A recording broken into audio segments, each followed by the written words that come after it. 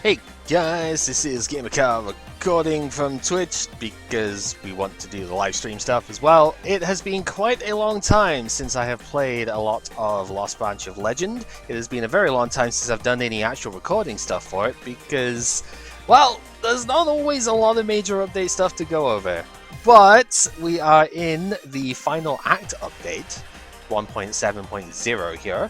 And it's got some pretty good stuff to it, including a preview of our final major character over here in Alice. The devs are really excited for this one, so I'm hoping it's going to be really fun when, the deck's going to be really fun when all the cards and stuff come out. But for now, I think it'd be nice to go back through, probably slightly quicker than last time in general, go back through and see how the characters have all changed since the last time that we played. Because there have been a lot of changes. And some of the actual mechanics have changed during this as well. There's a prepare system compared to what we had before, although now only, again, that's changed as well, only for the first two acts. We'll get into all of that as we go. Even the starting deck stuff, like this hasn't technically changed, but even the likes of the costs and some of these have changed a little bit, so there's some pretty good stuff to go over. But without further ado, we might as well just get fired up with Reimu A here. Another cool thing from the last time I did anything here is you do not have to select your difficulty anymore once you dab it. It remembers where you were, so we just get to go immediately into Lunatic. We don't have to click twice over, and that also carries true, rings true for any requests that you have on as well. So I'm still playing with Reveal Fate overall at the moment, and definitely not taking this, jeez. We could transform the card into Impatience. You know what? I think we will just take the upgrade so we can immediately show this off. Yeah, Yokai Buster no longer has 2 red mana in its upgrade cost, so it's going to be a lot easier to play at a bunch of times here, so it's pretty neat.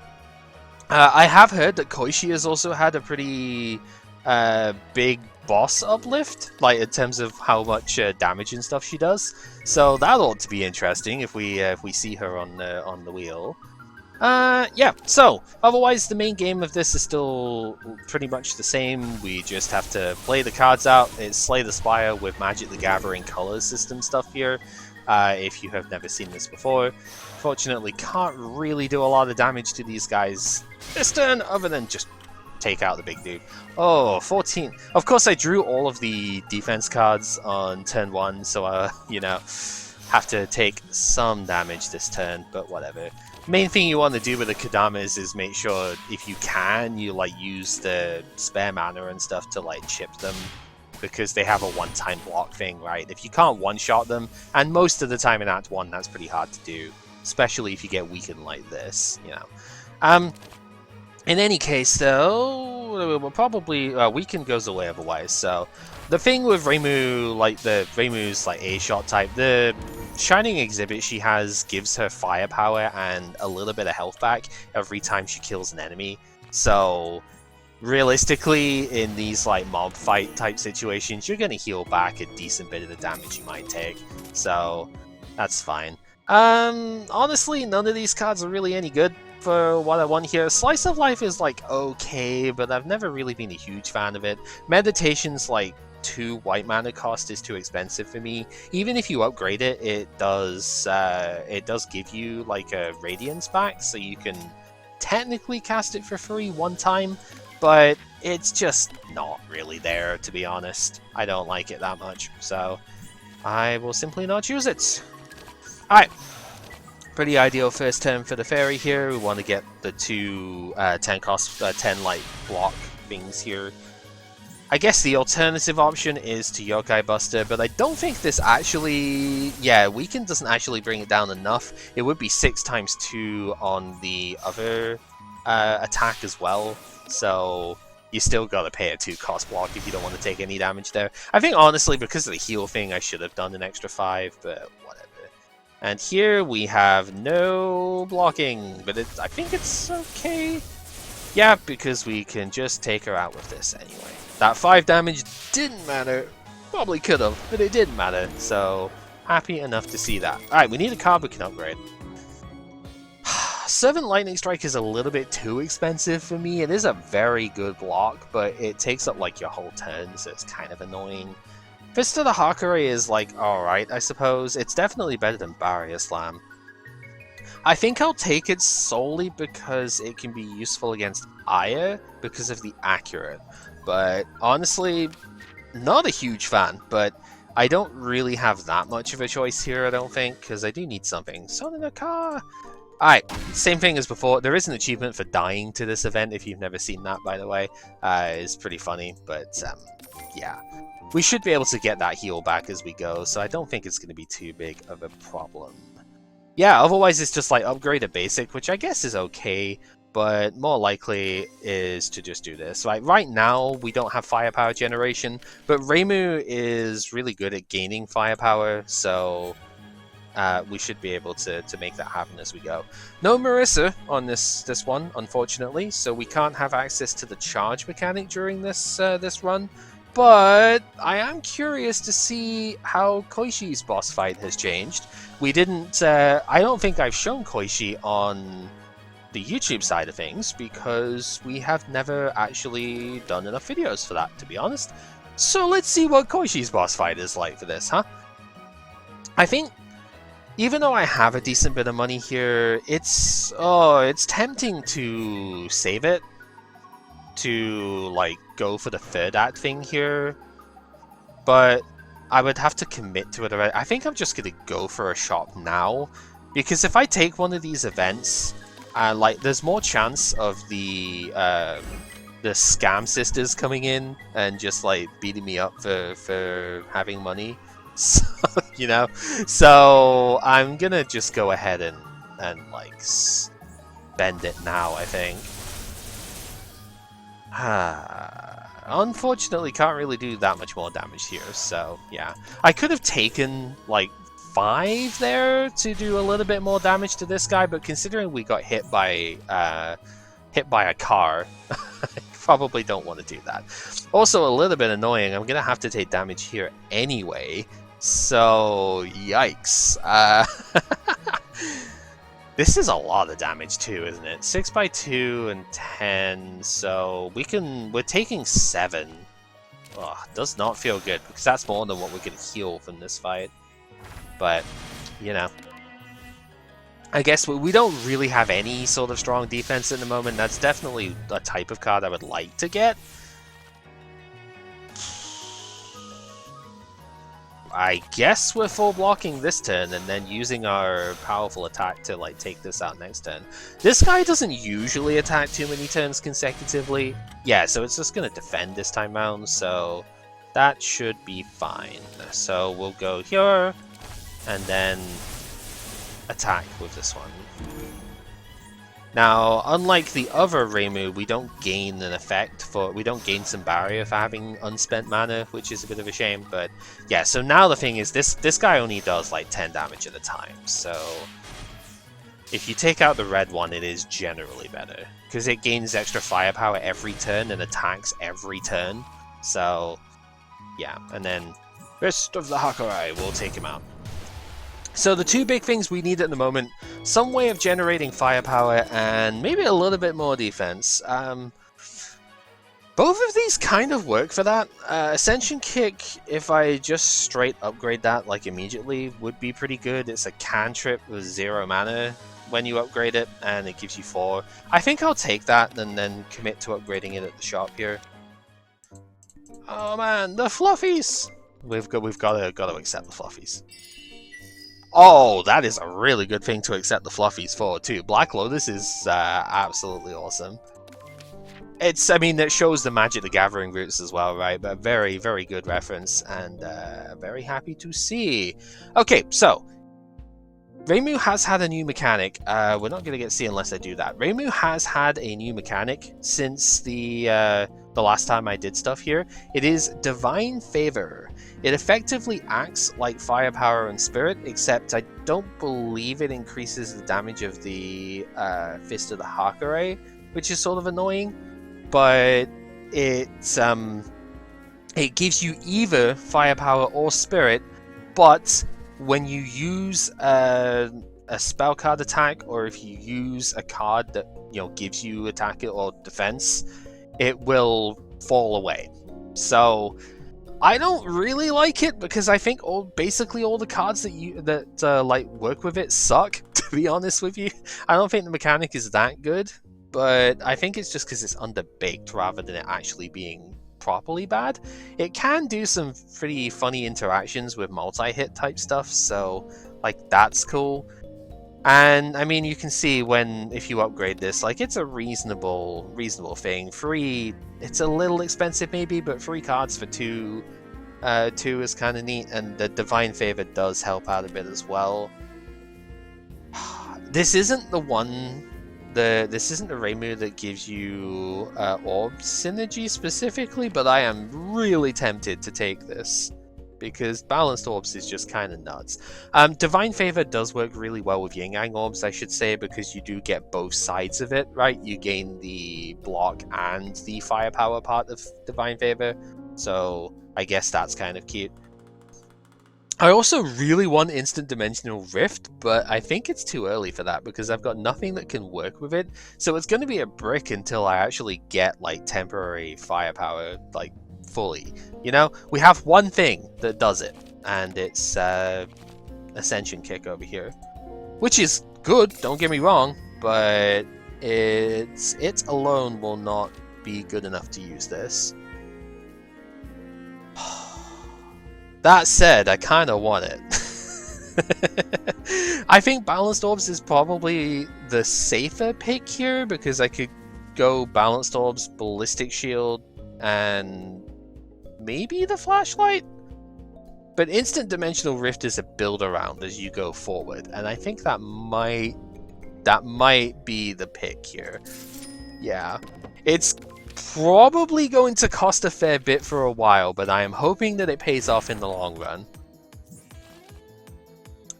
Yeah, so like here it does absolutely nothing, right? Except just like eat the whole thing. I need to get this upgraded, but that's gonna happen next cycle. But once I upgrade it, it only costs 1 red, and then it's actually really usable. So okay, so looking at the hand that we have, I'm seeing like we can do 45, so that puts it down to 54. Then she loses all the grace for the turn, so we do another 31. Seems pretty good because Fist of the Hakure is just lethal at that point. So yeah, I think I can afford to use the bomb here, to be honest. And we will swing as much as we can.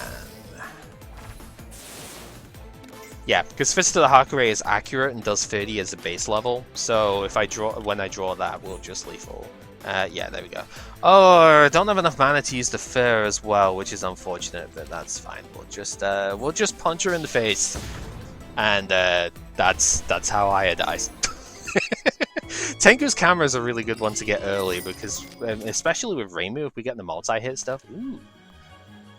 Yeah, that's gonna be worth it. Trace On is pretty strong. It doesn't technically cost us any mana to use. Shame that we don't get the fan, but whatever. It is all good. Alright, so we're not going for any shops. Black Butterfly, huh? Interesting. Bleh. Can we do all the stuff? We got 3. Yeah, we can, so that's fine. So we'll do 32 and go from there. Fist of the Hakure is also like pretty okay against the bats. It's not like perfect against them, but it's still fine. Okay, so none of these cards are really particularly good. Sorry, Suika, but like none of these are really going to change the turn here, I don't think. So we'll just take whatever, because this turn I think has to be Yokai Buster plus the 15 block, basically. Yokai Buster's Weaken is actually really strong. It's just generally a good effect to have around. So, happy enough to see that. Alright, we'll burn 1 turn of the Fur here, because we do want to get that out of a deck as fast as we can. Like, I could have done more damage and just about taken her out, but I don't think this turn I would be able to anyway, so... So here's Sake Offerings change now. This used to be a rare that gave temp firepower and life heal, I think. At least it gave you life and gave you a tipsy so you could do more damage. Now it just does nothing. I'm sorry, that's a bit mean, but like I do not jive whatsoever with the divine favor stuff in most situations. I don't think it's worth it. So yeah, it's just how it is. So I think I'm gonna end up taking 2 damage no matter what here, which is annoying. Because, I mean, I guess if I took the Divine Favor, maybe I wouldn't have to, but this also does more for a lethal push.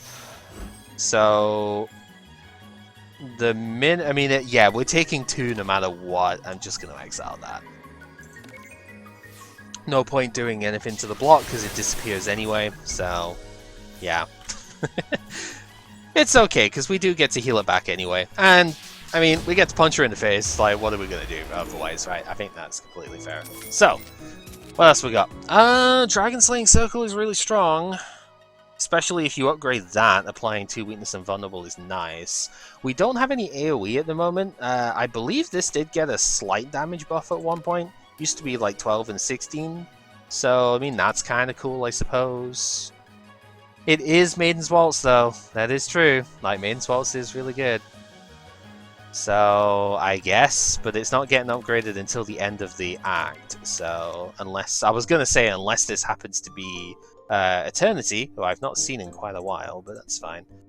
Yeah, we take the amulet. Always take the amulet if I can. It is a lot of life loss, but, I mean, we are Reimu A. We can heal some of it at the very least. So, should be good to go. Let's get this to be playable, please. Because I would like to not keep drawing it and remove everything. We might not have a bomb for Koishi at this point. That's my potential concern, but we shall see.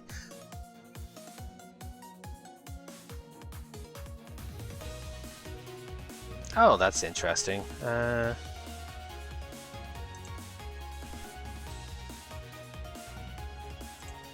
Alrighty. So, what do we want to do?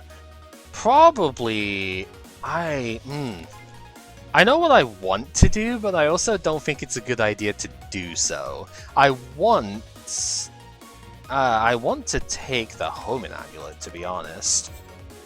Okay, so Ascension Kick is going to make this do 54, so it is actually capable of just one-shotting. You know what? Yeah, I'm taking the Homing Amulet. We do the draw, and then 56, yeah, because of the lock-on. So that just one-shots here, so we don't have to worry about the damage that she can do. And then Home Amulet will do 17 twice? Yep, because of the lock-on. We gain an extra mana for next turn as well, which is pretty good. And we can just shoot her in the face. Because we want Star to die next turn, because she's the one who does 2 attacks. And that this big lock-on is going to be pretty rough, so... Yeah, 5 lock-on is not the nicest to deal with. Unfortunately, we've got like nothing that can actually like attack those, so... Uh-oh. So we block up to 27. I think I have to bomb in order to not take too much damage here. That's sad. Alright, you know what? Fine. Fine. We're just not going to have a bomb for Koishi, which is concerning, but we will make it work. It's always rough when you don't have a bomb for the Act 1 boss, but I don't think either of the bombs that we used were wrong here. It's just, you know, we didn't draw Yokai Buster, right? If we got Yokai Buster, that entire last turn would have been completely fine. Tinker's Pom-Pom is really good. The extra spirit is very helpful for a lot of stuff here. Cleansing Ritual was changed to what that Divine Favor card in the shop was. I should have bought that and reset just to get that in my collection, by the way. A little trick for you that I didn't do. But now it's been changed back because people complained, because this card was something that apparently people really liked, and I get it. It's respectable. I'm going to take Battle Stance here because we have Instant Dimensional Rift, and that not only is it a decent block card in its own right, but it will give me extra like permanent firepower as the battle goes on. So I think that is much better for us. And then Maiden's Waltz, of course, is just a stupidly strong card when you upgrade it. One of either of our colors to draw free and gain some extra barrier is pretty bonkers. So, Koishi has a couple of interesting bits. She has been changed a lot this time round. She used to have completely randomized intent here. Now I'm pretty sure it is guaranteed to do the same thing every time. I don't know what that same thing is yet because I've not fought her yet. But her damage numbers have gone up a lot. She used to be like absolutely trivial as far as first fights go. But this is a new attack in its own right. Immediately coming at you with a 7x3 is pretty intimidating, actually, not gonna lie. Right, let's see what we can do about that. Okay, so 3 guards is pretty good. I don't know if I like Reverse Boundary too much here. We could use it, to be fair.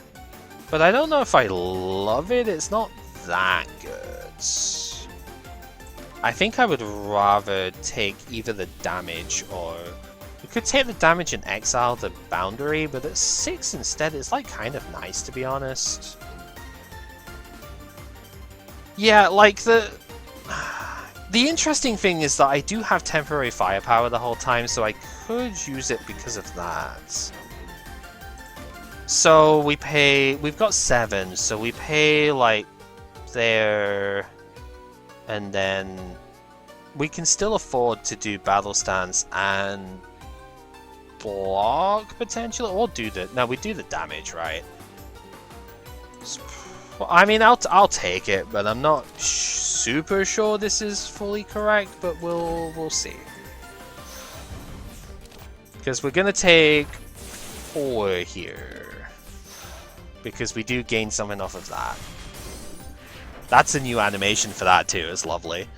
Only 7 damage off of the attack bit here, but that's still fine. I mean, the graze is, I guess, the guaranteed bit there. I think this turn is just a kind of warlock, because I need to get rid of the stupid wolf fur at some point as well. So I think this is just a warlock turn. So her status effect... Oh, wow, that's also new. So her status effect makes you discard a random card when you... Which is annoying there, actually. It would have been a good one. Makes you discard a random card when it gets pulled. So... Yay, I guess. Good job. It's a powerful effect, don't get me wrong. It's just kind of annoying there, I guess. Yeah, so we are going to lose a little bit here, but we can bring it down to 2, I guess is good enough. Not really doing a lot of damage to her at the moment, which is concerning, but we will get there, because we'll build up now with this happening, so... And yeah, every time she does her bond, the intent increases down here, which will improve the hidden actions that she has. That's basically the entire point of the fight. So we'll weaken her down, so 17, that's much more accessible here. And get some barrier. And we'll go from there. So now she does a 12x2. This is also improved from before. Like I was saying, fight is a bit scarier than it used to be. For sure. Well, we have another Ascension Kick available. I guess that's fine, because we go Ascension Kick, Battle Stance, Yokai Buster here. That's pretty reasonable. So do that, and then this does 14 damage 3 times, and also weakens down so we don't take much on our barrier here as well. So, it's pretty good. Yeah, all sorts of new animation stuff on this one. It's quite nice. Alright, so from here we can do just these 2, I think, and then hit for the 12. So we take another 2 on that barrier. That's fine. I like the little light bulb that comes up as well with a bit there. That is also very cute. Alright, so there, get the draw. Probably just do Fist of the Hakuro for 72 because it's accurate too. It gets around the grays, so it's pretty useful. And then just block this fully with that. Yeah. Yeah, I think she has new animation stuff for that bit too. It's just all around nice, you know? It's a very cute figure. We don't need another one of these. The Divine Favor is actually kind of tempting this time around, I'll be honest with you. It's probably better here than it was before, because I can use that now to gain more blocks so I don't actually, like, die to stuff too easily. So, yeah, counts as Firepower and Spirit, and then it does wear off after you play a card like this, which means we actually do gain the barrier from Reverse Boundary as well, so that's pretty helpful. Unfortunately, we can't actually do damage to her this turn doing that, but it's fine. We do gain a bit more to our barrier as well, which gets immediately consumed, but that's okay. Yokai Buster is doing a lot here now. Fist of the Hakuro is also doing a lot, though. That's tempting. But I think I would like to defend, but man, it is tempting just to punch for 60, 70 total here. We're not on Lunatic 7. We don't need to be at like more than half health to be at full for the next stage. So let's just do this now to make sure this doesn't get too far out of hand. Because this fight is actually scarier than it was before. She does a lot more damage than she did in the past. Like, the scariest thing that Koishi had initially was that she could do random amounts of damage as well, right? Because the intent was sometimes that she could do an additional... It started at 9 damage, and then it went up by 1 every time this went up. So, sometimes she just happened to do, like, 10 more damage than she was showing, and, yeah. That was kind of annoying. Oh, yeah. I want money. Well, we'll take money. Why not, right?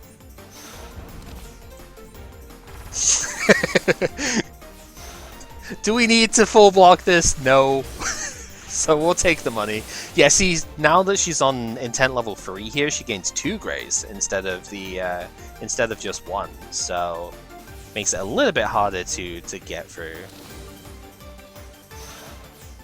I mean, I might as well see if we get anything else interesting. Evil Exterminator's had like a mechanics change in the background. It gives you double attacking still, but it does it in a different way to what it did before. But it definitely we win the fight anyway, but this definitely like mega wins the fight. So yeah, we get to do Yokai Buster twice. Seems pretty strong to me. So yeah. And there we go. So, Koishi has had a change to her green exhibit here compared to what I initially showed. This now doesn't give you a vitality at the start of the fight, but it gives you extra mana for the first 2 turns. Specifically black mana, which is, we already have a thing for black mana, so we probably don't want to take this. It doesn't give you access to black cards in the card pool, obviously, so we don't get Reimu's like new card and stuff here. And most of Koishi's green stuff, like Talk Through the Hat is nuts, don't get me wrong, but most of Koishi's green stuff isn't really gonna help here, I don't think. And Reimu's green stuff, the best we could get is probably Mizamaru, which we don't need for this this setup. So I'm not loving that. What I do kind of like though is just getting around grays all the time. Like I do not like this whatsoever. We're not taking, I basically never take these. I think the only time I would even consider taking one of these is like if I had Flash of Spring, because I'm pretty sure it synergizes with that since your mana base doesn't have as much mana as you would gain every turn. Because this doesn't get added to the pool at the top here, it just gives you an extra mana randomly at the start of each turn. So It works with a thing that gives you improved. That only works when you've got more mana than you started with. I'm taking the gun here though, because accurate attacks on everything gets around random graze points that can be really irritating. So, like if we had that during that fight with during Aya, for example, we'd do more. Yeah, I mean, I can see it if you have like misfortune-based stuff.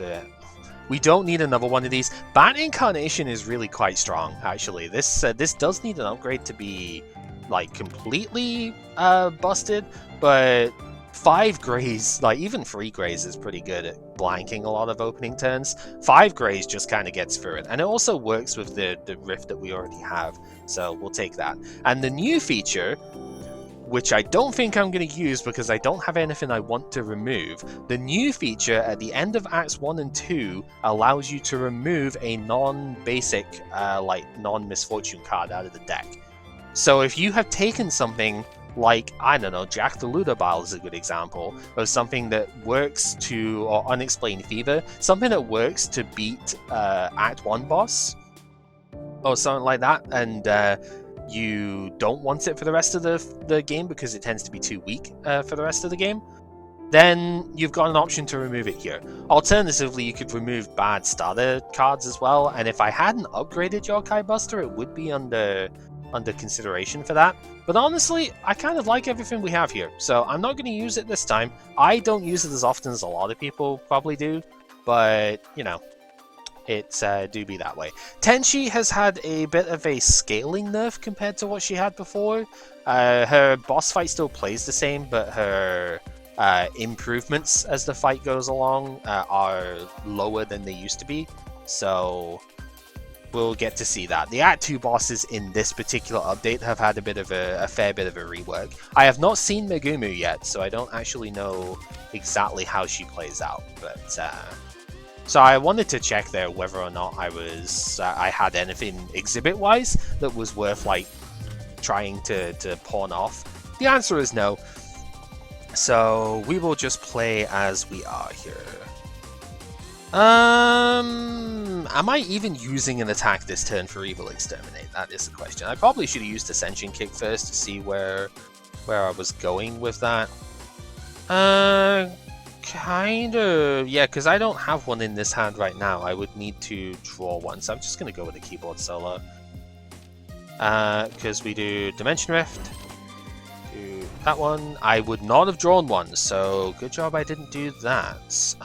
Let's do the keyboard solo then. And, well, I guess we'll Maiden's Waltz and try and get to an actual attack here at one point. Bat Incarnation blanks this turn, so that's pretty good to just use as well. And from there, it's just kill him.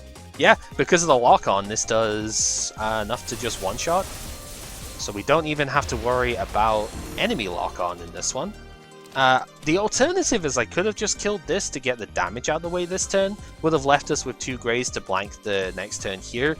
But this guy doesn't always even attack every turn. It could have easily just gone defensive. Whereas this actually actively uses the Greys at the very least. So I think I'm a little bit happier doing that. Because now we have 6 mana. We can burn this away and then Fist of the Hakurei for KO. Good stuff. Alright. What else can we find? Oh, upgraded battle stance. Yeah, let's take that. The more enablers that we have... Oh, and Patchouli as well. You don't say. The more enablers that we have for our instant dimensional rift, the better, I think, here. So, yeah, let's just see where we go from there. Patch is obviously really cool. I mean, we don't get extra mana for this stuff like Junko, but we do gain access to the rainbow, which means now we could potentially get Faithful Meditation. Could be pretty useful if we decide to go down the yin-yang route. Speaking of meditation, it's less faithful, but it's still meditation. I don't really like any of these, to be completely honest with you, so I'm probably not playing it this turn unless I have to. Which it doesn't look like I have to. Maybe it's still worth it though. Like, what am I using the mana for anyway? So this one is here. This one's gonna go here to KO him. I guess it's worth it because I still have enough to do the block effect. And that's fine. Like, that could just be the rest of it. So we get... I guess... Do we have 5? We do have 10 firepower. So just taking Yokai Buster is probably worth it here. So then we go... Defense to block this thing. We go here to one-shot that.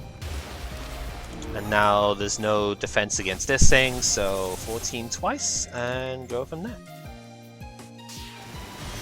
We could have maybe done a little bit more damage and just taken the hit, but I don't think that's necessary, to be honest with you. So we will not do that. What we will do, though, is just stack up our firepower stuff here, because we can't really do anything else without any attacks. Getting more attacks is probably the next thing that I would look at for this here.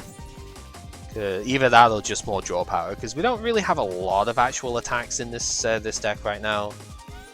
I don't need to draw here, but I feel like it, so I will. We already have enough actual damage to take out the thing, so it's fine. Alright, what else we got?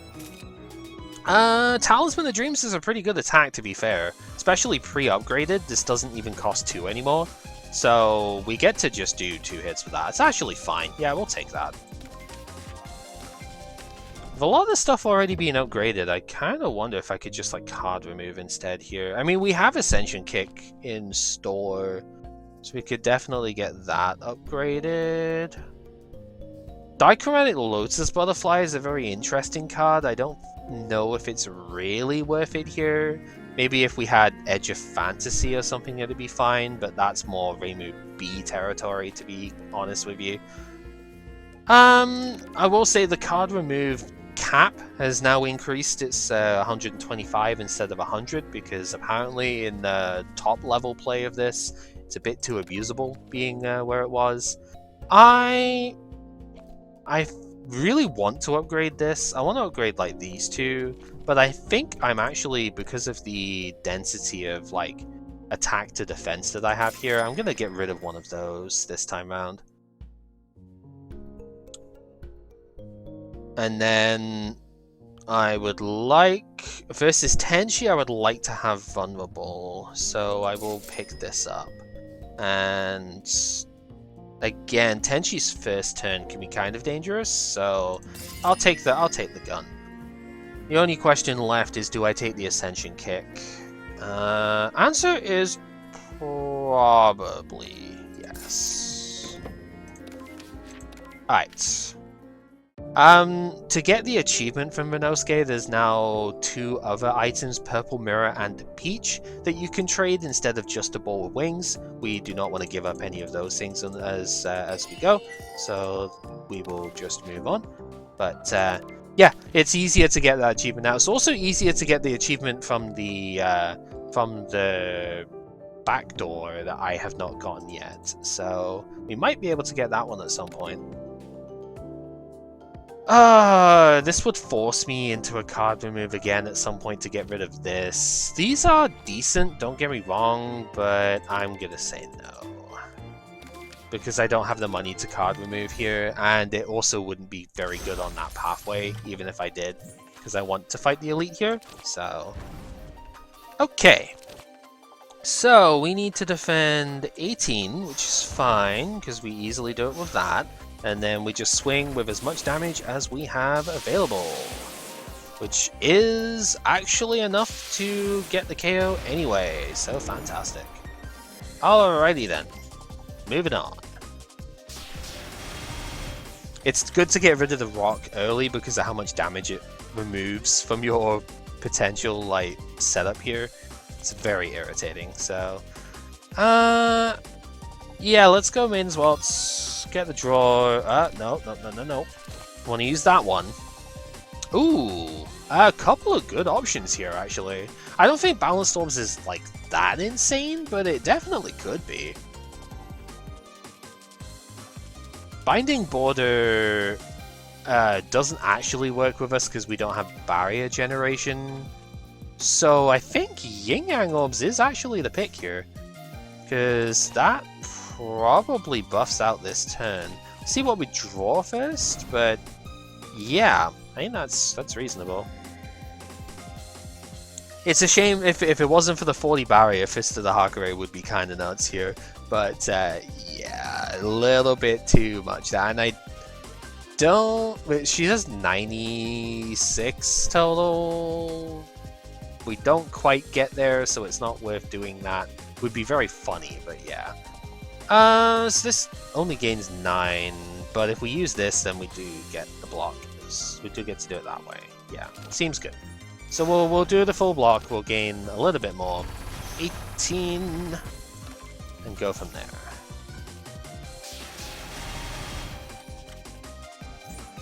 Yeah, a lot of the quote-unquote issues that come up with Black Butterfly is the well, the two major ones is her with characters that don't have black mana is the life loss thing, but also the fact that half of her attacks are ungrazable is actually sort of annoying because those attacks are powerful. Like 10x2, this is the same on the first act as well. It's quite a lot to deal with, so. Like, we'll weaken it down and it's still going to be 7x2, so I still need to use, like, the Yin Yang Orb here. It's just interesting how that, like, works out in the end.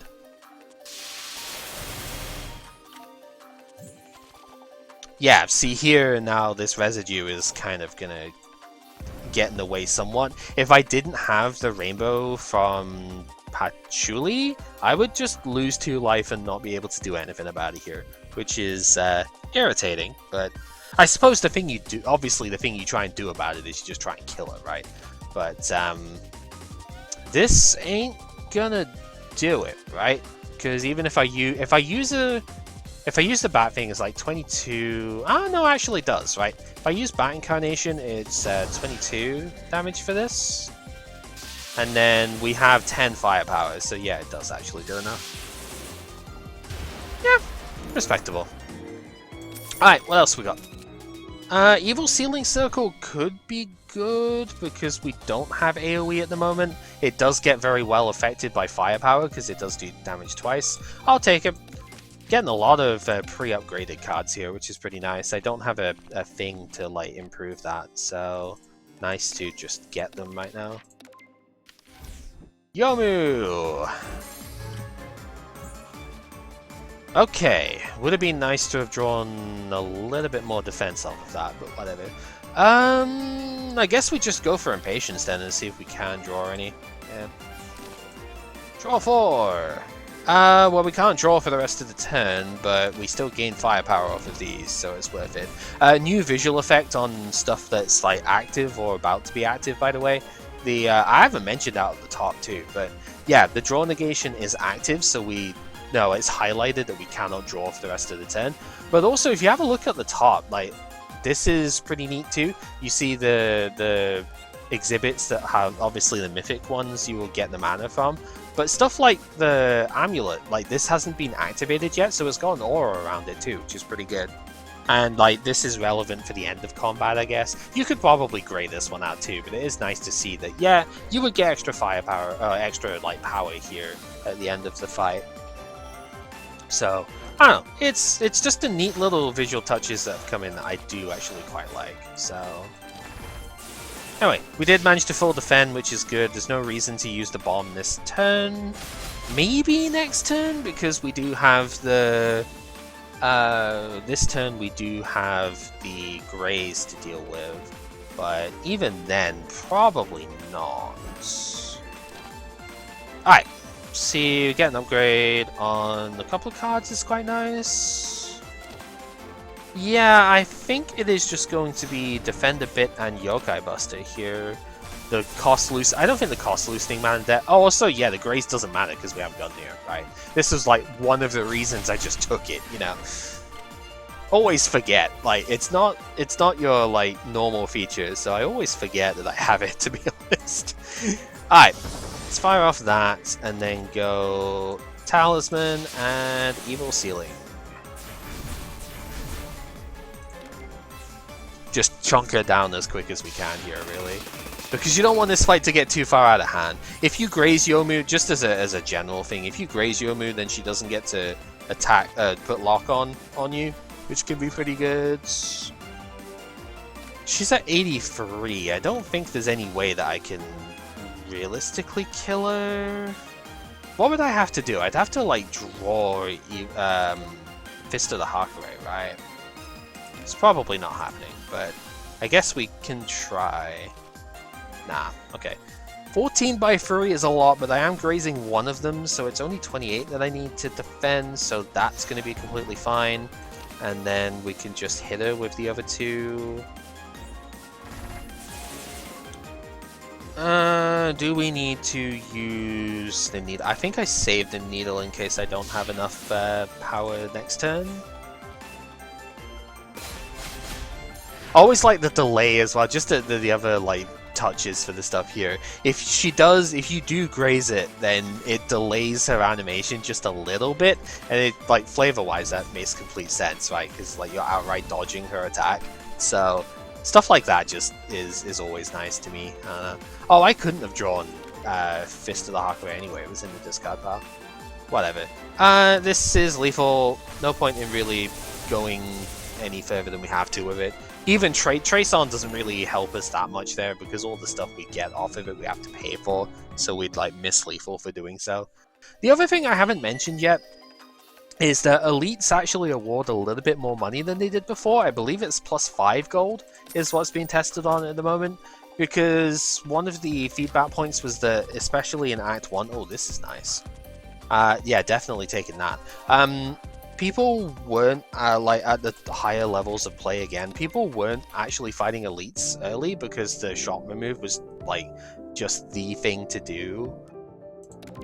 And so what ended up happening, as much as I hate to say it, I think this is the better one here, solely because we're fighting Tenchi. But anyway, yeah, people weren't fighting the elites as much as they probably would like to. I don't know if that's the right way of putting it, but oh, you are early, okay. Okay, which one have I got more of, attack or defense? Probably defenses, I would have thought, but no, actually. Let's get rid of one of these. Yeah, like, elites weren't being fought, especially in Act 1, elites weren't being fought as often as they probably should be, because it was not optimal to do so. So part of the incentive is to try and make them more worthwhile by giving them more reward. So yeah, because it is very risky. That is like the fair point. Too risky, blah blah blah. Game isn't hard enough to force risks. I guess not. I still think the game has got teeth where it needs to, but yeah, I can understand that. All right, so let us see, what are we going to inflict on these poor fools this time? Probably just like, I don't even think Maiden's Waltz is necessary here, to be honest. I think we just do the Graze part with it. Yeah. For the people who do like massive L7 streaks and stuff, I get that. But, you know, honestly, that's kind of on them. In any case, yeah. So this is kind of good because we do get to use our Graze for this turn as well now. So we got 1 Graze still. Evil Ceiling Circle's pretty nice. It's pretty nice. We can go. Yeah, because that should take out the Drown Girl if I get the firepower. So we'll do that, and then that. Because yeah, nice and straightforward. And then yeah, I know I could have done 3 gods first, but it cost 2, and like, there's nothing I could draw that was going to change my plan there. So there's no point using it if I don't have to.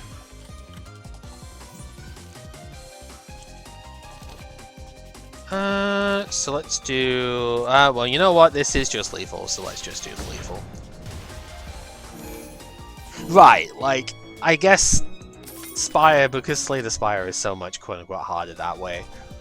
Oh, now these are intriguing, aren't they? So Home and Amulet is interesting because it technically pays for itself. It just does so in a delayed fashion. Balanced Orbs is really nice when upgraded like this, because it's like 3 mana to do the 16 block, 16 thing barrier, which is pretty solid. That's like Lightning Laser, basically. Obviously more when you have extra firepower and stuff. I kind of want to take Home and Amulet, and the reason why is because the free Gods card works better with it. And we do have 4 red mana equivalent here, so I think I will take that. But I definitely I would normally snap pick the Balanced Orbs on a different setup, so that's a decent quote-unquote concession for me. I usually would just go immediately, okay, Balanced Orbs plus, like, take it, because that's usually the one I love the most. But right now, I don't think it's the most powerful one, so... Alright, well... I mean, unfortunately, we do kind of have the silly optical camo here ruining our fun with all this lot, but it's fine. We'll just do the damage that we can. Still gonna be respectable, to be fair. Like, that is a lot of damage considering she halves all output here. Do I hit her with a needle? Yes. Yes, we do. You can see like some of the graphic stuff is being improved in the last couple of versions and whatnot as well. This guy, I believe, has had a... It's one of them. I think it was the... I think it might have been the other one, actually. The Purifier? Was it the Purifier or the Scouter that got a damage improvement? I can't remember which one it was, but one of them got a damage augment in one of the recent updates. I forget exactly which one it is. Anyway, we have 2 Greys because of the Bat Incarnation, so we actually don't really have to worry at all about our like health this turn. Do we want any of these? Celestial Flight is just an extra 2 mana. That's probably fine. Maiden's Waltz is a bit expensive at 2, and I want to be playing the attacks, so I think we do just take Celestial Flight here. So that gets us 7. We can play 2... We can either play 3 attacks, or we can play 2 plus the Battle Stance. All of our attacks are multi-hit, so they all work very well with Battle Stance, but I don't think they're going to do more damage than just playing 3 of them. Because this will do 18, this will do 21, this technically does 24, but it might do less than that if it hits Nitari. If we gain 4 temp, then I guess we give up, like, because the fact of these are 3 hits is what's making it feel like it's not worth it. Because this would do 13 twice. This would do 12 free, and then this would do like 11 free. But we can't play all of them. That said, it depends how much damage I want to just like focus on this guy. And I think the answer is enough. So, I want more mana for next turn though. I'm good, agreed. I want more mana for next turn. Yeah, okay. I still did like 14 to her, so I guess it's not that bad. And then 33 versus doing... We do need to take out Nitari as quick as we can as well, though. Like, because the problem with Nitari is that if she gets to her 4th turn, she does actually put like optical camo on the other thing as well. So, yeah. Blah. Now the fact that we don't have firepower is making this a little bit more annoying. So we are going to take some damage here. Not much I can do about that, really. Actually, no, we're fine this turn. Next turn is going to be the problem one, right? Because, yeah, 14 by 2.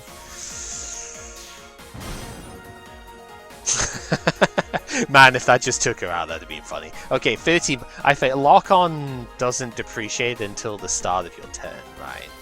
Keep forgetting about the way that sort of works out. Okay, so 78. I mean, yeah. Ow. Oh, you do just love it. I probably should have used the talisman instead of the shoot there, but like, what does it matter? Because she has 1 health, and like, we just shoot it with that anyway. That's far more embarrassing for her, right? Fox Mask is decent with this setup. Every 3 attacks that we use in a turn, we gain an extra spirit. That's quite strong because of how many we're using. It's definitely Free Fly. Hanawa Front, when upgraded, is pretty solid, but Free Fly giving more mana, like, yeah, it's a bit of a turn tempo negative, maybe, but the positives you get later are just absolutely cracked, so... Here, I think I am going to improve the... It's one of these two. I think it's going to be the battle stance? The thing is, if I upgrade Bat Incarnation, that just about takes out 2 of Tenshi's turns here, as opposed to just the 1, but I think battle stance needs to be the upgrade.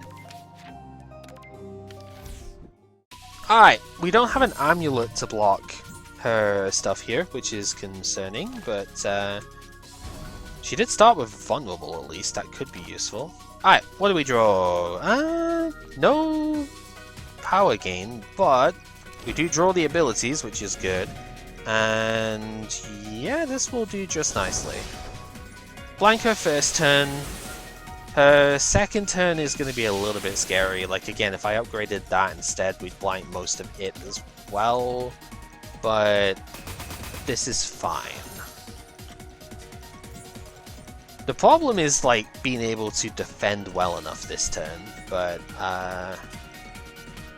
sometimes you just get given Bat Incarnation to do it for you. Yeah, Bat Incarnation is a really good card. I don't know if you quite conned on to that, but it's a really good card. I remember not liking it too much initially, because I think my problem with it in when I first seen it is, like, Graze is kind of a weird mechanic to rely on. Because a lot of the strongest attacks that you would like to be able to graze just, like, don't get affected by it, and it just gets really irritating. But, like, so long as you've got enough defensive play otherwise, it's really not that big of a deal. Okay, so with that all said, one of the nice things about being able to do over 100 damage to Tenshi initially is that you do get to stop her from getting a spell card whilst you are frail and vulnerable. So that helps out a lot. Obviously her healing is still the same as it was before. It is the damage scaling that is changed here. So now she's still got like free firepower here, but I'm pretty sure it is less than that as the fight goes on. So that is useful. Alright, Trace on, what do we got? We have got Nest is not amazing. Tenshi doesn't give you any status cards, so Ward is kind of useless here. Yeah, none of these cards really do anything for what we have this turn.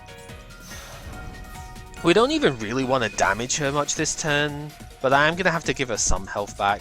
Obviously the Flawless makes it so that you don't, you actually heal her every time you hit her here, so we really don't want to go any further than we have to.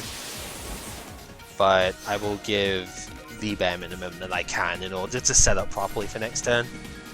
She's going to use spell cards for 2 turns consecutively here because of how much power she's got. And this would have done 50 before, I'm pretty sure. I think it was 40, then 50 was the setup, but now it only does 6 more than the last one. So it is a fair bit easier to handle as we go. It's still a lot of damage, mind you. It's not to be taken lightly, but it does kind of mean that you don't explode on the spot, which is kind of nice. That said, where are we going from here? Probably... Battle stance for sure. So we're taking 6. It's not really that bad. I could block with boundary, I guess. I'm just thinking, do I use the tambourine? I'm gonna say yes.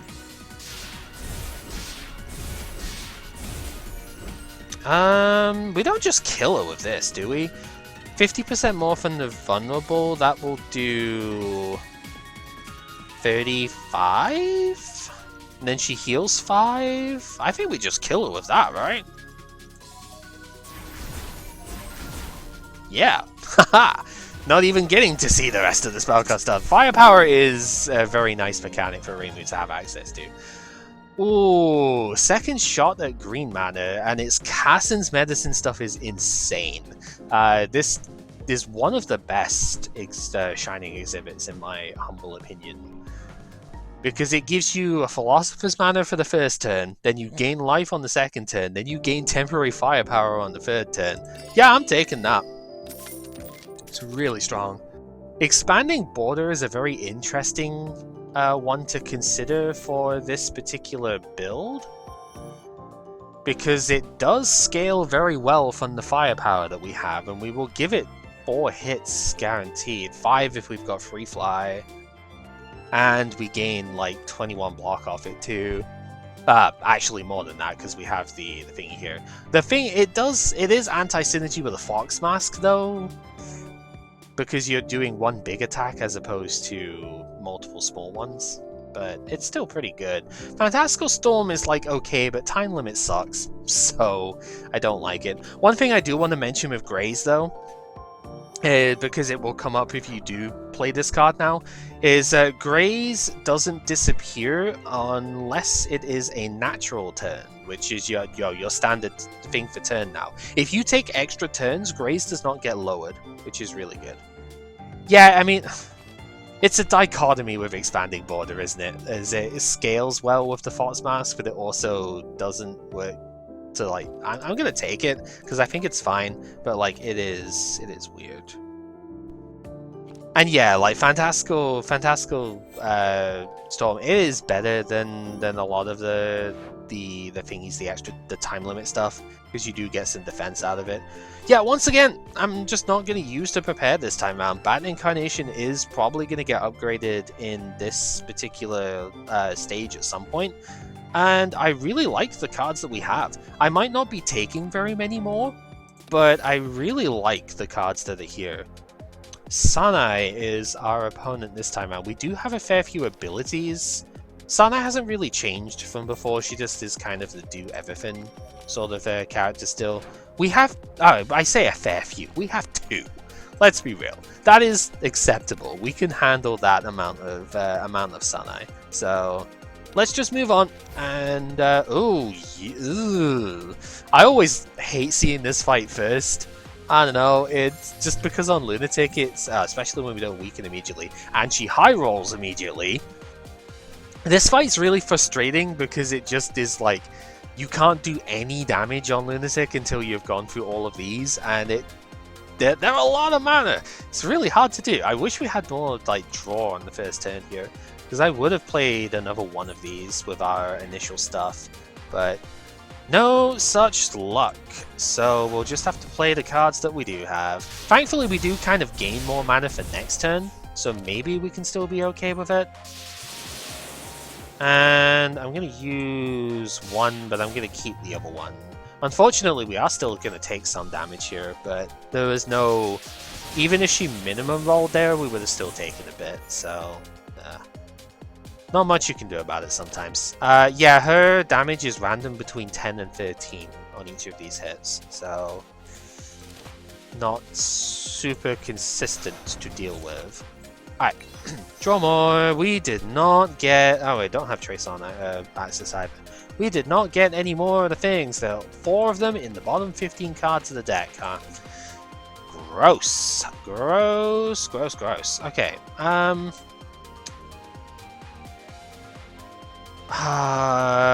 I think Fist of the Hakura is going to do more damage than Expanding Border here, so let's just do that. Because this would only do like, what? It's 80% reduction, so I think it would have done less overall, considering I can now also hit for 1 here. You are on a time limit for this fight as well, that also makes it sort of annoying. If you take too long, she'll disappear and give you a curse in your deck. So, yeah, it is one of those. God, can we just, like, the bottom 8 cards of the deck, 4 of her things, we're going to have a terrible next turn, unfortunately, because it's just going to be her stupid setup. Like, oh my god. This is why I don't like this fight. We have card draw too. We have 2 draw frees, which one of them is still in the deck. We have 2 draw frees and a couple of cantrips in here. I know it's a relatively sized deck, but it's not that big actually. I've had like 30 card decks by here as well, and it just nope. You're not allowed to draw the things that you need to have. So yeah, this fight can be a little bit tilting sometimes. Especially because you are on 7 mana. Unless you've had Junko's event, and which point you'd be on 8, you're on 7 mana. Dude, the bottom 3 cards of the deck are all her stupid thing. Like, come on, you can't make this up. Whatever, we'll use 1 here, we'll Bat Incarnation. If I had upgraded Bat Incarnation, we'd blank 2 of her turns here. But, you know, blanking 1 is still better than nothing. Yeah, like, this is just ridiculous, right? We have to take her out in 2 turns from here, which is not going to be easy. It's probably going to involve a bomb, because we just really have not managed to get anything going. But nevertheless, we will persist. We are only reduced by 20% now, as far as damage goes. So yeah, this is more or less... I think this is also going to force the tambourine usage here to make sure that I do get this down, because I don't trust that I'm going to be able to do it fast enough otherwise.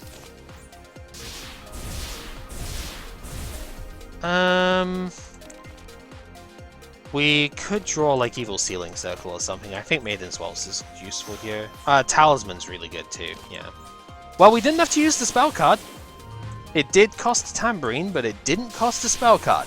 So that's good. That's a success in my book. Orb of Duality. Pretty strong card, but not really necessary here. Honestly, all 3 of these are like kind of okay. Hanama Front is better if you have Yin-Yang Orbs and stuff.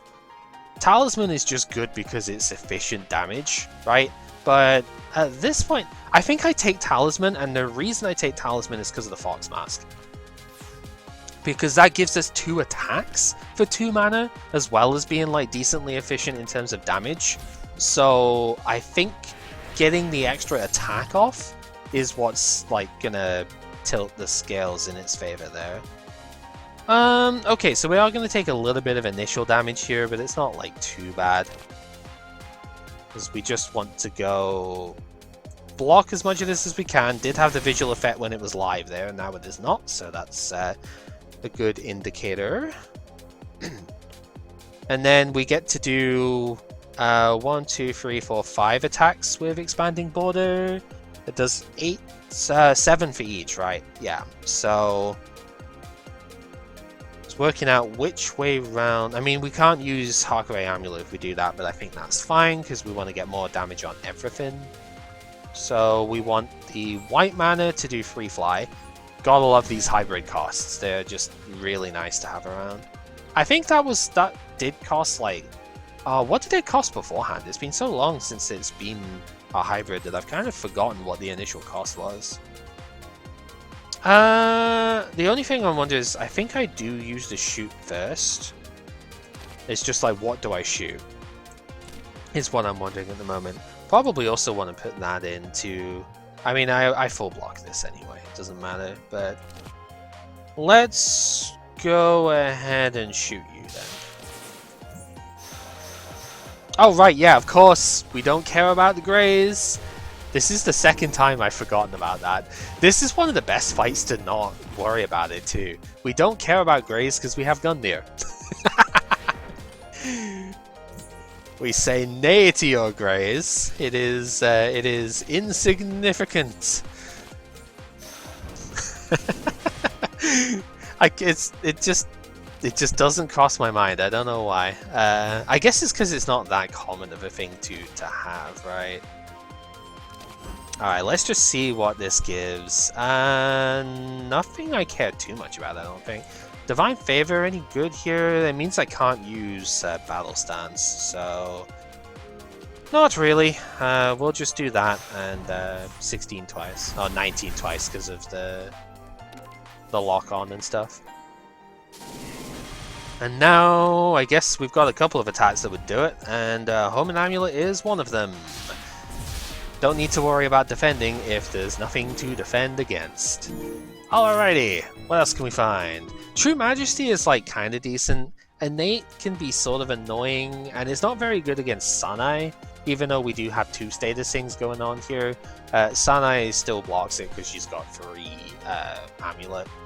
I don't think I want Homing Amulet again here, and I really don't like Sweet Sweet Potato. I don't think the card is remotely good, especially not in this setup where we have healing from here and here. So we are going to skip that without too much concern. Probably the same for this as well. The remove impurities don't work because we only have 1 mana that can pay for it, even though there's maybe a couple of things that we could use it for, but even then, most of our stuff doesn't even cost colored mana. It's like Trace On is probably the best target for one. It's not worth it in the slightest. Like, most of our stuff doesn't cost enough for it to be a problem. And I don't think we need the extra health. So I'm not going to take the peach here either. We are just going to leave. Yeah. Money is in a reasonable spot, but we might also buy from Sumi here. So I am just going to go ahead and do what I said. Here. Upgrade this. Next upgrade, if I can get, well, we'll get one at the end, is minimum, is going to be the expanding border. Unless you give me something that is like really good. And these are not good enough. There's some arguments to be made for, and then will there be none? That is a strong card, but not strong enough for what we want here. And the others don't matter, so yeah. Alrighty, we go here because there is the option. Oh yeah, this is this event. Haha. Even more relevant considering who's available at the moment. I actually didn't even realize that she was carrying her Glock here as well. Like, good lord. Yeah, so you pay a whole bunch of money, you get an exhibit that gives you an extra spell charge and the ability to use spell charges more than once in a turn. And that's kind of cool, but nah. It's cool in the right deck, and this is not the situation where we need it. So, yeah. Okay. Bat Incarnation blanks this entire turn from the enemy, so that is pretty powerful. And also only costs us 1 attack on Expanding Border too, which is nice. Trace On is also kind of neat here, because it means we don't have to pay, we can get extra attacks off of it. Decent cards, not going to play any of them, I'll be honest with you, because it is just going to be Bat into... I guess we could sacrifice 1 attack to do Battle Stance, but then it gives her stuff as well. But she has Vulnerable, so she's going to die faster. Yeah, Bat into Battle Stance into 5 hits. With Expanding Border.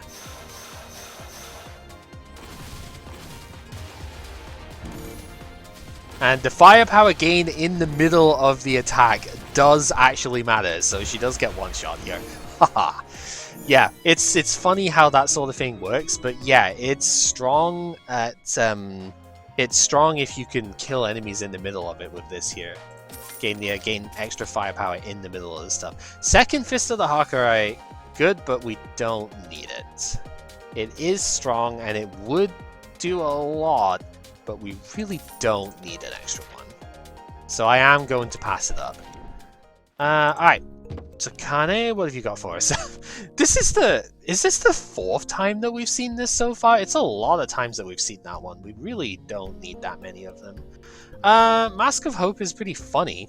What I will say though is that this does technically stack, right? If we did get more copies of this, it would give us more conversion rate. So maybe I could take it, because we do gain quite consistently.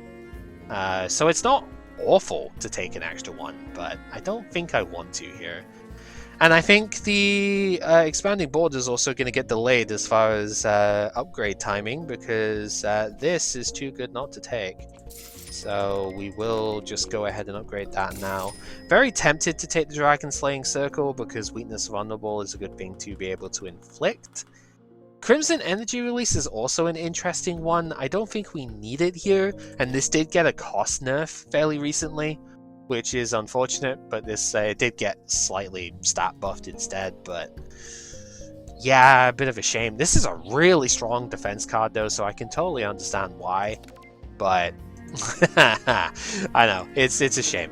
But I don't think I need more defense, let's be fair. I think we're perfectly capable with what we have here of handling the stuff. Literally the only reason I would take it, it would have to have been pre-upgraded. The only reason I'd take it is if I could card remove one of these immediately in its place, but that just isn't how it works, so I think we will leave it at that. One thing I want to note with the Black Notebook, this does not work on the Tanukis anymore. That is one thing that slightly unfortunately got changed out. You know what, because it's half off, I'm going to take this Cucumber Missile as well. It's a cantrip damage thing, right? So it synergizes very well with the Fox Mask and stuff here. So I'm not gonna neglect it. I am gonna take it, because cantripping is always good when you do a little bit of incidental stuff as well. So yeah, okie dokie. What do we got here? So we can blank first turns pretty effectively. We always trace on first, because you always want to see what you're gonna get. None of these actually do anything worthwhile for us though, so just take whatever. Forest Depths is a good card, it's just not good for this situation. So we want to draw a bunch of stuff. Free Fly is a really good pickup. Yeah, we definitely use the Free Fly. Want to draw again to see what else we can do. I wanted to Bat Incarnation, because that should blank most of the rest of the turn stuff here as well, like in the future turns. But now I'm not so sure, because Expanding Border is doing like 13 each time, and I'm losing 2 attacks if I use the Bat Incarnation. But I guess if I do the Bat Incarnation, I gain 5 more temp firepower, so it does 18 each time. It's not going to do as much overall, but it's going to mean this does more as well. I think I will use it. And then take you on. Ascension Kick is a good draw. 120 damage off of that. It's pretty good, but I think doing 22 to both of them is better than 120 to 1. So the reason to use Bat Incarnation at the moment is because we're still going to have 3 Greys at the start of our next turn. So we are still blanking all of these attacks, actually. We don't have to worry about any of that. I think we're still going to do more than that, to be honest, because of the battle stance and stuff here. But, like, this is very respectable. Who are we targeting down? Probably you, actually, would be the better one to take out here. Yin Yang Barrier is going to stop us attacking next turn, which is very frustrating. There's not really anything I can do about it, it's just that is how it is. But, I mean, what else are you going to do? I guess we just need to draw a bunch of... so it's actually extra annoying because of the fact that we're gaining Rainbow next turn because of the medicines. So, yeah. Not super thrilled with that, but... Damage-wise, we're like fine now. We're gonna take 3 on the barrier and that's it. Like, you know? Problem is, it's just like, this is building up a lot now, because now Shiki's in her second phase, so she does a lot more damage than she did before.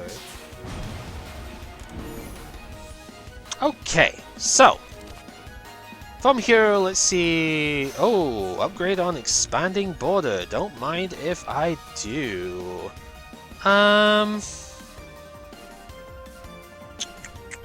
That changes things a little bit, doesn't it? So if I use battle stance, I think I do unfortunately need to keep the white mana.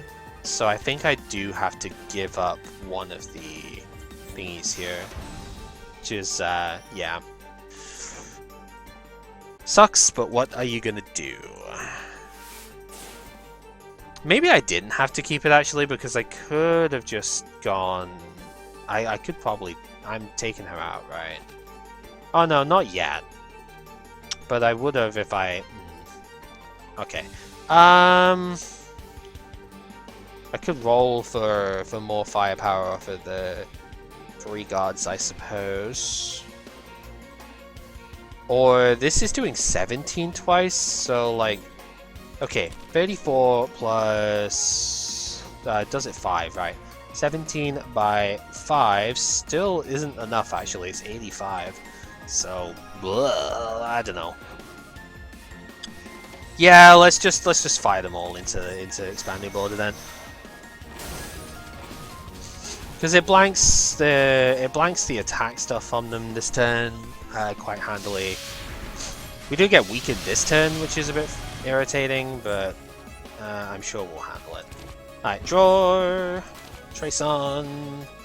Oh, this is a card I really want to see. This is the other reason to go green mana at this point, right?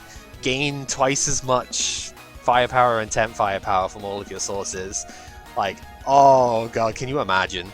That's the ability that we really want to see.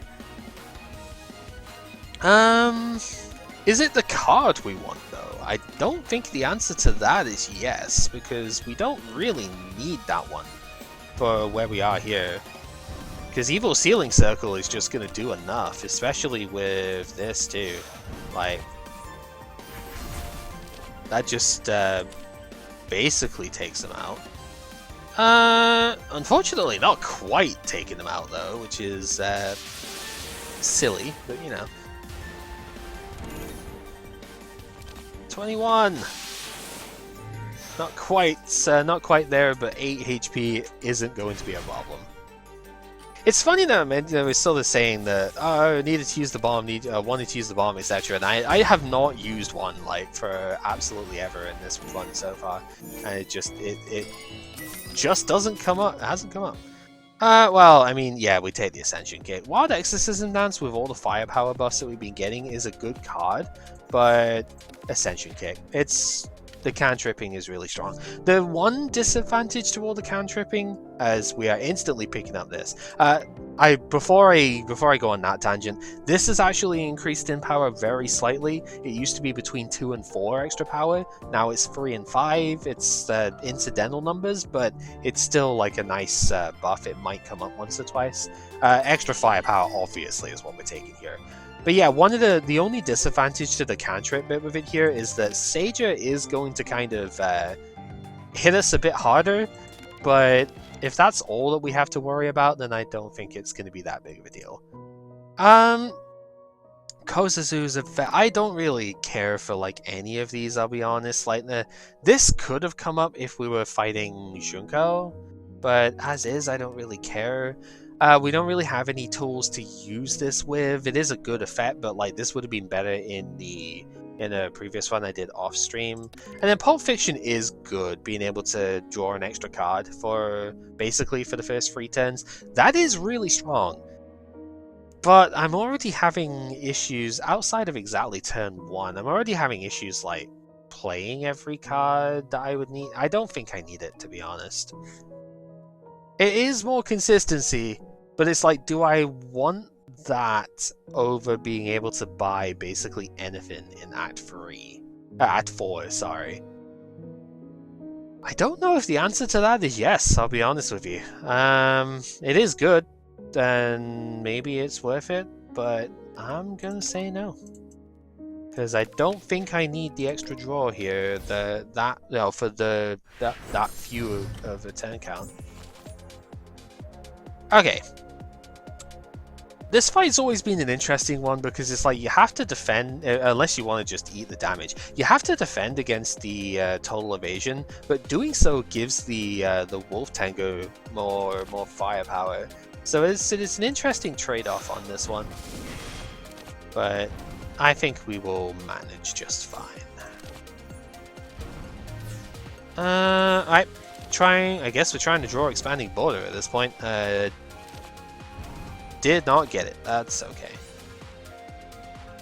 Don't really care for any of those either. So could just one-shot the wolf, I suppose. That would be funny. Yeah, it does a lot of damage. So get out of here, wolf. And then yeah, a massive amount of damage here as well. Good lord. Yeah, firepower builds can be very funny to go through. Yeah, I mean, not much to really say with this one either. We just defend against that bit and then strike it down with our multis. That's how it be. That's what we want to see. Anything useful? Blossoming Seal is pretty good. We could just take the 4th Ascension Kick though. Blossoming Seal is pretty good because it does damage to all enemies and costs less as the fight goes on, so it can be nice. I think our deck is a little bit too big at this point for this to be like stupidly good, but it would be nice if Pendant was rolled from Sage. I think I'm just gonna take the Ascension Kick though. More cantripping, I know, but we're just gonna take it. And then we will finally upgrade the Expanding Border, because the number go up is very nice on that one for sure. 9 instead of 7 actually does make a big difference on that card. It is very difficult to say no to another pre-upgraded Ascension Kick, for sure. Okay, this is not like the craziest opening hand here, but it certainly is good enough, because this will still blank some of the turn coming up from here. Depends if this one goes ungrazable, the ungrazable attack, but it should still be perfectly respectable. And we do get some immediate firepower off of it as well, which is quite nice. So I will not say no to that. It's lunatic time. Yeah, so this will blank everyone except Clown Piece's attack here. So very good opening start to this one. Alright, draw the 3. Draw the 3. Get the extra hit there. Right. So then, we need to defend 18 only, which is trivial to do here, right? So that's completely reasonable. Evil Sealing Circle is really strong. Free Fly definitely should come in. Yeah, Sealing Circle doing a lot to everyone is worth it.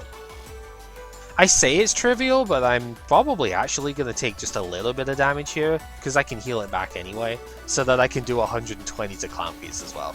Because hecker! Right? So we're going to take 5 this turn, because I'm going to do that into the big 121 technically, but the big hit here. And yeah, all of this lot, this all gets grazed, not a problem. Because there's 4 enemies here, so I technically heal 12 out of this fight when we get through it all. So I don't think it's that big of a deal to take the stuff there. And when you look at it, this is going to kill all of these anyway, so that's also not going to be a problem. Okay, Ascension Kick and Trace on. Crimson Energy Release is definitely a card that could be used. Probably not necessary though. Let's just take Evil Sealing. Then use the black mana for that. Go there. Get the extra draw. I will give up one attack on the thing because this will do a bit more anyway. That gives me access to that bio green. And it's all completely not required, but I wanted to do it anyway. 30 damage to each enemy. Just to show the sort of ceiling that we're dealing with here, you know? Pretty strong, pretty strong. And then there was this. Alrighty, the potted plant, huh? So any mana that we don't spend, we get to keep now. Devour History. Now that is a card which is relatively new. I don't even know if this was a card when I last played. It definitely wasn't one I could have shown because Koishi can't access it. This is a card delete. If you upgrade this, it costs 0. But yeah, this is a card remove that you just have to spend at some point during the fight. It is a little bit annoying having it going into Sanai, but that's perfectly fine. We'll still use it. We could upgrade it, like, just to make it cost 0 and make it easier here. But I think Trace-On is going to be the pick here, because we might be able to get access to the really good abilities at the end of that. Alrighty. So then, yeah, we might be able to just use Trace-On like immediately for good benefit here. Oh, sort of. There's a couple of good effects here. So what do we want to do? Flashing Cherry Blossoms is like fine. Gensokyo Past and Present being an ability is sort of frustrating. Beauties of Nature also being one. Like these I would normally take, but I think might not be worth it here. Almost entirely because it's Sanai that we're fighting, and I don't want to give her more power than necessary. At least Flashing Cherry Blossoms, if I do use it this turn, gives me the grace to blank one of her attacks next turn. It is expensive, but we do have extra mana on this turn to use it. I think that is probably worth considering. Alright, Free Gods, give us our cantrip draws. Yeah, give us the thing again. I wish we'd drawn these in a better order, but you know what, whatever. It's fine. We'll just stack the grays here. Really wish we'd drawn these in a better order. But you know what? We draw them all now. We still gain all the firepower off of it for later. So, I was going to use Flashy Cherry Blossoms. I don't think that's the correct play anymore. Because the lock-on isn't going to work because she still has an amulet. The Grace is unnecessary because she goes attack times 4 into ungrazable. And this does 174. So we're doing the 174. I think that's the better play for sure.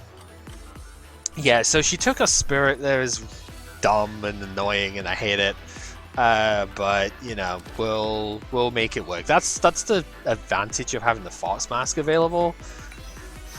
And hey, Devour History got hit by Maiden, so it's a free remove anyway. Thank you very much. I guess we'll just remove... no, I'm going to remove the other amulet. We don't need that. Now, with Devour History, it does stay in your deck until the end of the fight, which is completely fine with me. But, yeah, that's one thing to consider. Now, the only thing you could have maybe said was a disadvantage of doing the bonk there is that technically this doesn't apply weakness anymore, but it literally doesn't matter because, again, we're grazing every single part of this attack. So really what matters here is that I use free attacks so that we get our Spirit back with a Fox Mask. So even though we're not going to really do that much damage here, I don't think that's really that big of a deal. Because we want to just make sure that we get attacks off. So, we get some damage into the barrier. We get half the barrier down. That's like respectable, to be honest. And yeah, we get to keep that white mana because of the pot. So, Yeah. Applies weaken, which is frustrating, but whatever, you know, we'll make it work. Yeah. We will indeed. So let's just go ahead and do that one into all of the power here. Do I want to do all of it? I want to use one for the talisman, I think, here. And then we're gaining, what, 9 block with each of these. We've got 4, so that's 36. We don't need 36, right? 18 plus 27 is enough. So I can spend one of these to get a third attack in this turn.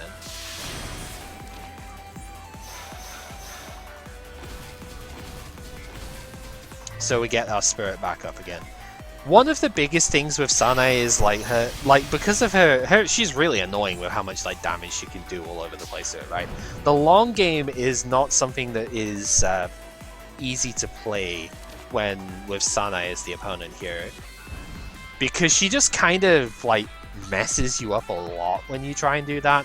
Since she keeps draining your spirit, you end up not being able to attack, to stay well enough defended. Because most of the things you would need to counteract that are abilities, which then increase her own firepower. So, but if you don't use abilities, a lot of the time the long game just doesn't really work out. So, yeah, you just gotta be kind of mindful that way. 14 by 4 is a respectable amount of damage here. There's not really anything I can directly do to stop that, so we are taking some damage this turn. I think it's fine to do that, because it's doing the same amount of damage as this does anyway, and it also just gives me another spirit. Yeah, so she's doing 56, and we only have 53, so we're taking 3. That's actually still, fine, right? That's still not that much damage, all things considered. Now, though, she gets to heal for 150, so barf. Okay. Now, star falling is very funny, but I don't think it's particularly good here. Kind of the same as spring is here, and then the abilities are maybe a little bit too costly. I guess this one is decent, but we're not getting enough out of it unless I draw first. And it's 4 mana. It's a bit much. I don't think I'm gonna play it, but I'll take Spring is Here anyway. I think it's gonna be a little bit too pricey, is the concern. Oh, maybe it's alright though. What else am I playing here? I'm probably playing Home and Amulet to get mana next turn. Probably playing Talisman. So I could play 2 of the cards potentially. Yeah, let's see what we got. Divine Favor, sure. We don't need these 2, so it is just this one, which is good for the Home and Amulet, so that's fine.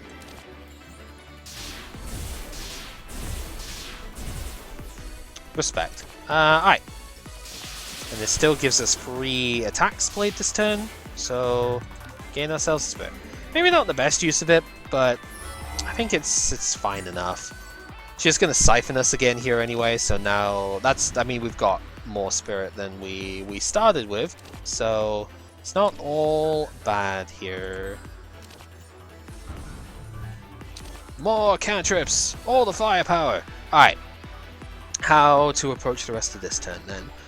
We don't have more stuff we do, but we do 1, 2, 3, 4, 5, 6, 7, and 8. So let's just do that. Kind of a shame to get all of these blocks this turn, but you know, it's good damage still. Go there and go there. The timing really is just when do I want to use the bomb, because we will get the full power back at the very least, but also do I need to use the bomb? Might be the other thing, but we've got a lot of firepower building up. It probably should get used at some point. But I don't know, it's not really feeling necessary just yet. We'll see. More cantrips! All of the firepower again! I mean, guess we're always doing that one. So, swing in for more draw. She's doing 44. We have a lot of health still. Like, that's the other thing that I'm sort of contemplating here. We have a lot of health. So, we could just suck it up a little bit, but it is probably better if we use the shoots to get an extra spirit and then block for another 15 here. So we only take 1 damage this turn. And we did do some damage to the barrier at least. Man, the free god stuff is very potent here as well though, being able to get more firepower and sometimes more spirit as well. Aggregate border would be good, but she's gonna kill the border, so that ain't gonna happen. We could take the falling moon rabbits. Takes up most of the turn, but means that we don't take damage this turn basically. But probably not necessary because we have enough rainbows that expanding border is gonna work out. So let's just do Celestial Flight so that we can get more use out of expanding border. And then Homing Amulet for the mana next turn. Is there going to be a next turn? I don't think there's going to be a next turn. There is not. 34 damage with each of these like 7 hits. Expanding border is so good. Like, you've got to stack it properly, right? But it's so strong. It's just majorly worth it. What do we want to do? So we have double card remove, or we can go blue Reimu and randomly replace a couple of the bits, which could be interesting. Or we could just get more white mana. I don't think we need more white mana though. We don't really have much that takes white mana, so we don't, other than Trace On, but that gives us the mana back. So don't think we really need that.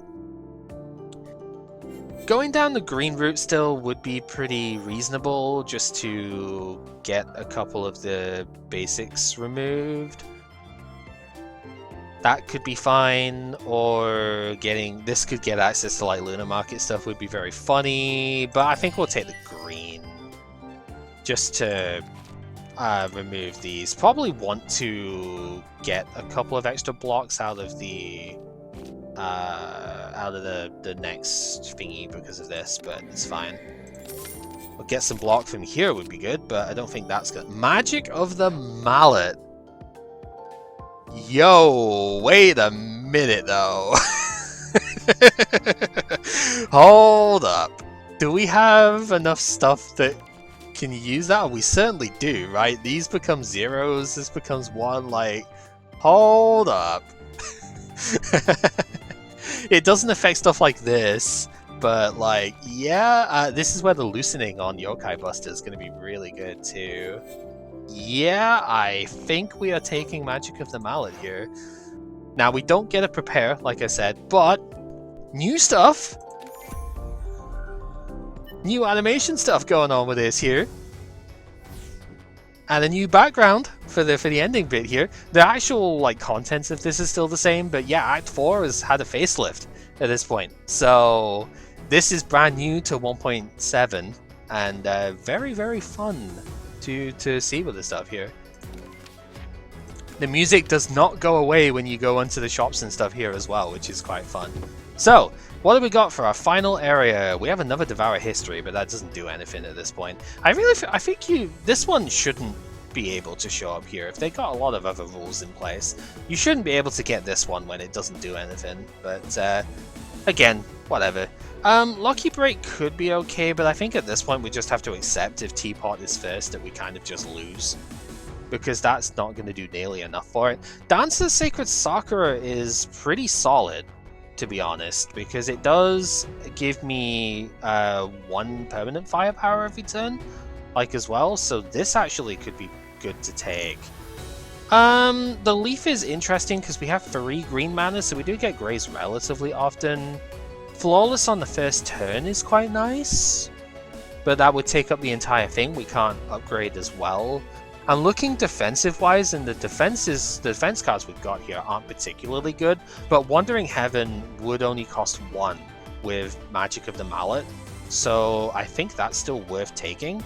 So let's go card upgrade Magic, because this makes it always start in our opening hand, which we definitely want. And then I believe Wandering Heaven has got to be the pickup here, because we do kind of want to replace one of the defenses I removed. That's likely the best one. It is going to cost a white mana, but we've got enough for that. And then the lightsaber is reasonable. Could go, yeah, lightsaber and supply backpack is probably the pickup. Talisman would be fine, but I don't think we need that like another one. We wouldn't have to upgrade it though, because Magic of the Mallet makes it cost the same as what it would upgraded. And then the thingy. I'm kind of talking myself into it a little bit. Because Talisman, Dance, and Backpack is an interesting consideration. I guess Lucky Break is also potentially pickable, but because it will cost 0, but I just don't think that it's going to be worth one amulet only is just not really good enough, I don't think. I don't need the Talisman, but it probably wouldn't hurt.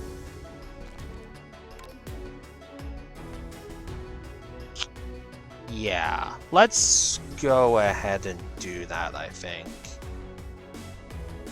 Talisman, Dance. Dance is also another card that had its cost loosened at some point in the last few updates, which definitely helps a lot for situations like this. Used to be double red, which would have been too expensive to get here.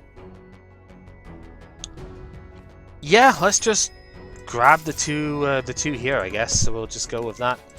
Yeah, even Yukari's bit doesn't cut the music, which is pretty good.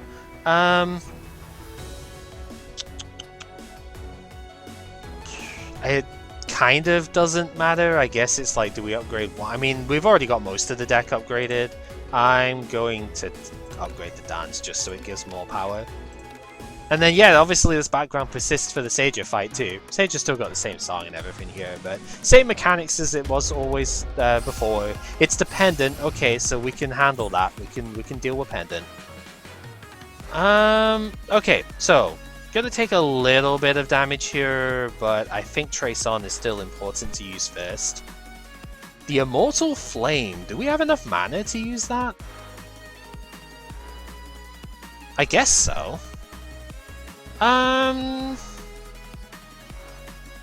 Yeah, sure. So we go Magic of the Mallet. That means all of our cards cost 1 less at this point. So this can be used for Battle Styles. Ascension, might as well. And yeah, we'll go for Immortal. Gonna take a fair amount of damage on this first turn, but given that we're getting our firepower stacking and stuff, I think this will be fine.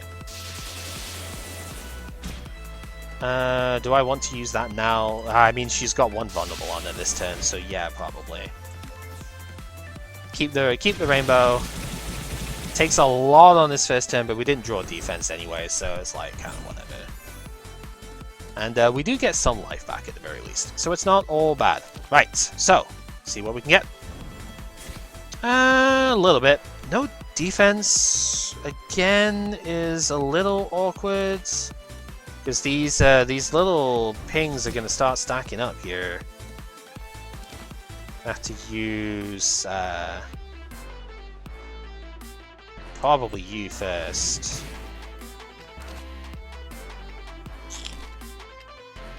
I think I do want to use.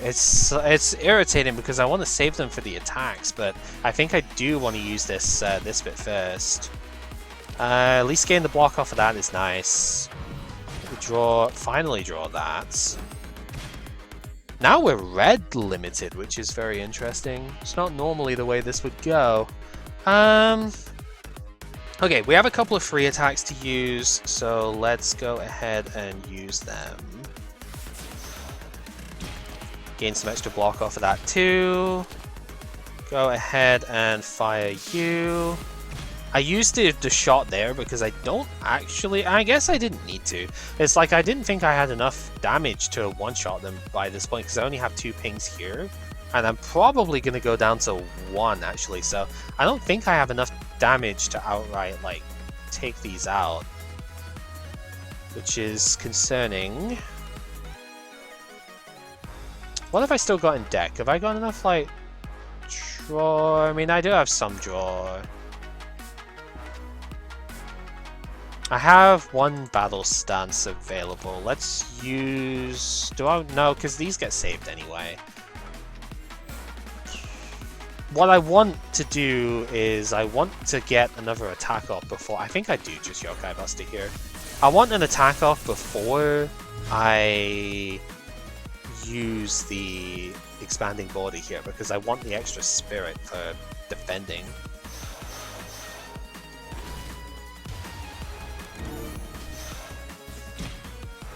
Okay. That's fine. Yeah, and then we'll save it at that.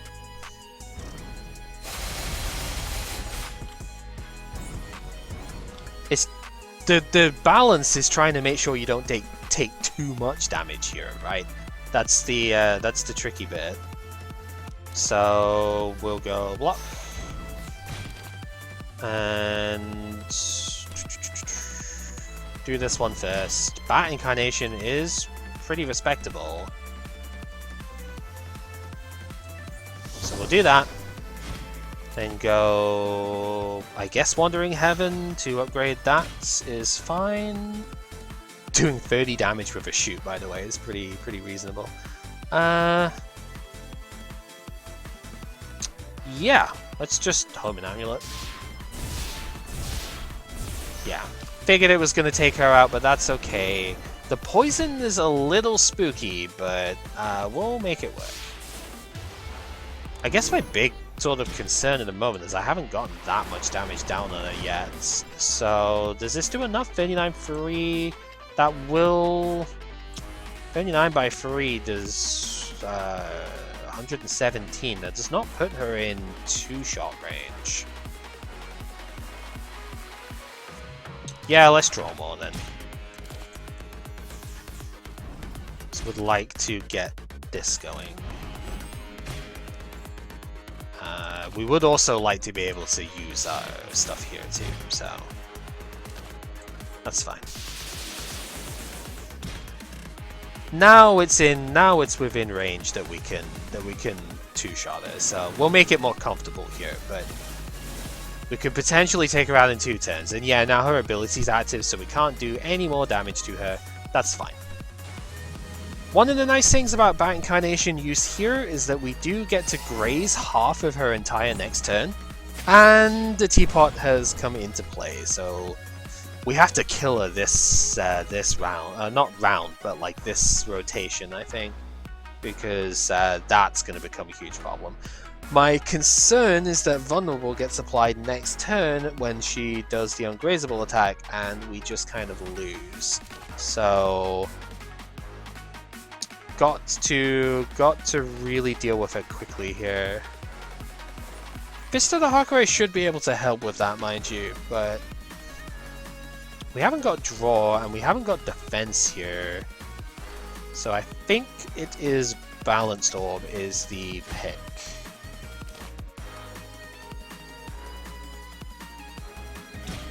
So we go... hits these to get more spirit before I use the said Balanced Orb. We're not going to gain firepower over the rest of this turn, so we might as well just use this as well. I guess I could have if I shot here. Whatever. Yeah, the Frail is going to be a huge annoyance here.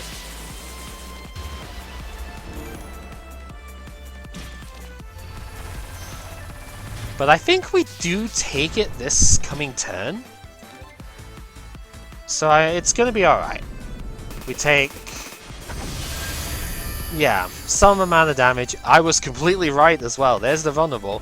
Vulnerable plus frail on an ungrazable setup is just so stupid, by the way. Like, my god, can it get any more annoying? Just, why?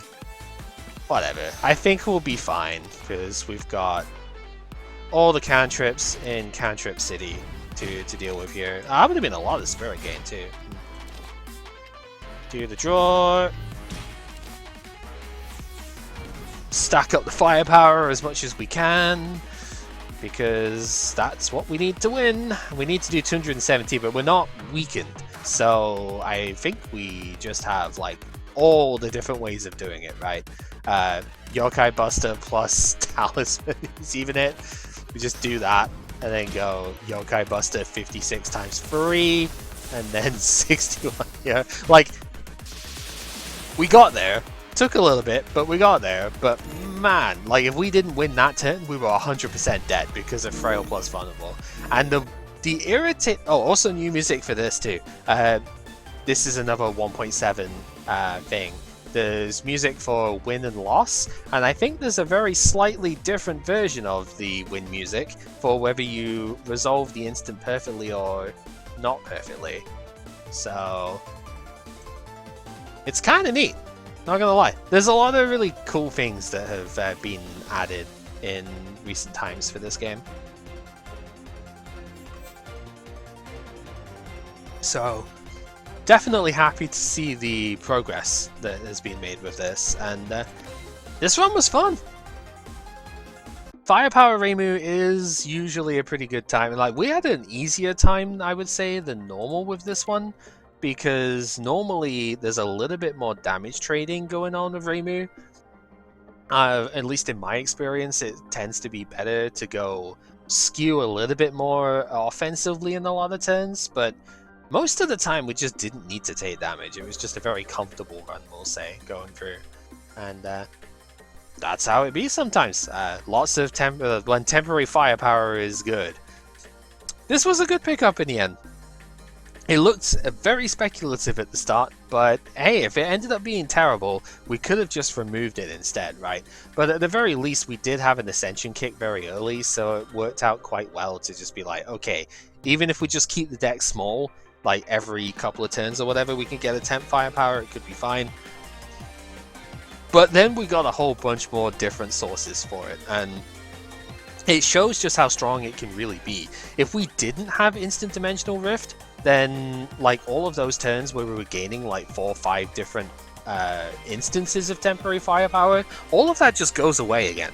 And if you don't have it, if you don't have them again next turn, you are like way weaker, very inconsistent in terms of how good your power is. So I very much do appreciate the inclusion of this card. I think we could have taken more of it if I really wanted to, but it would have required upgrading more of them.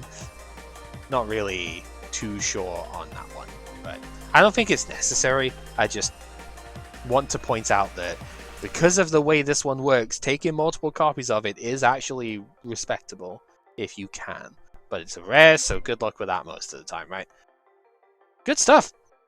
Alright, thank you very much for watching. It has been enjoyable to play the game again. We are going to do runs with the other characters as well, but for this video, that is going to be it. Until next time, take care.